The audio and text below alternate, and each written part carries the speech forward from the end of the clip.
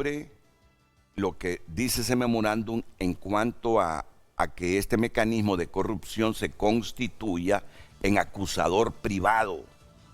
Ese fue el puntito. Ya vamos a elaborar entonces otra vez la pregunta para que ahí producción la anote y la publique. Pido la opinión de don Wilfredo Méndez sobre esto que hemos leído. Bueno, don Renato, yo creo que la experiencia en los otros países es muy importante tenerla en cuenta y lógicamente la disposición que tiene Naciones Unidas para establecer un acuerdo de esta naturaleza, hasta dónde y con qué extremos está dispuesto a respaldar a un país para esta inversión. Hay que recordar que Guatemala estableció la CICIG, que duró más o menos 3 años y medio, y al final, pues, lógicamente Guatemala hay que ver cómo quedó. Sí. Es decir, ¿se fortalecieron las instituciones de justicia en Guatemala? No.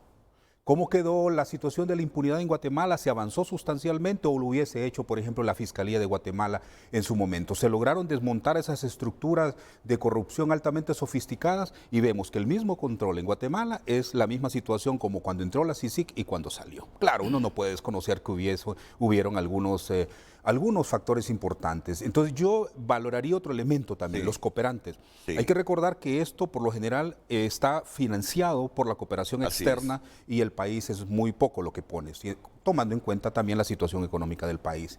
Entonces, yo creo que hay que ver en perspectiva y yo creo que más adelante que quiero explicar bien porque se puede confundir un poco en el análisis el hecho de la complementariedad en este tipo de acciones. Por lo general, en materia de derechos humanos, que es de los temas de especialidad mía, la complementariedad en la justicia es fundamental en el mundo, para cualquier país del mundo. Por eso está la Corte Penal Internacional, por ejemplo, o la Corte Interamericana de Justicia y, bueno, la Corte Europea. Pero la complementariedad de los estados en materia de justicia es importante, pero no sustituye a la justicia del país, y la justicia del país debe de ser fortalecida.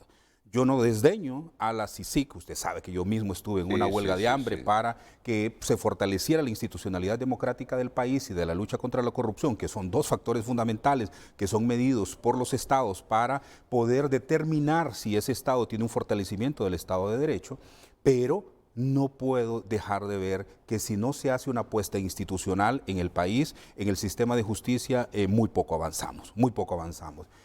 Como hay mucho que hablar sobre esto, le diría que la CICIES en El Salvador también fue otro experimento que Nayib Bukele fue parte de su ¿cómo se llama? De su oferta de campaña. Sí. Y realmente él entra que en febrero, no recuerdo exactamente, del 2019 y en septiembre ya estaba aprobada la CICIES, solo que en este caso pues no era la ONU, sino que era la OEA que estaba detrás de ella. Y que 1 año y medio después la elimina, la cancela. Es decir, hay que ver entonces si realmente las condiciones en el país se están dando, hasta dónde, por ejemplo, la lista Engels ha asustado a algunos políticos, sobre todo en el Congreso, que ya no estarán dispuestos entonces a abrir el abanico para que venga una comisión contra la corrupción y la impunidad y sobre todo como acusador privado. Un momento, ese es un gran susto, porque diría, bueno, por lo menos si filtro a través de la Fiscalía, entonces tengo alguna forma de poder tener alguna influencia, Claro. para no decir control.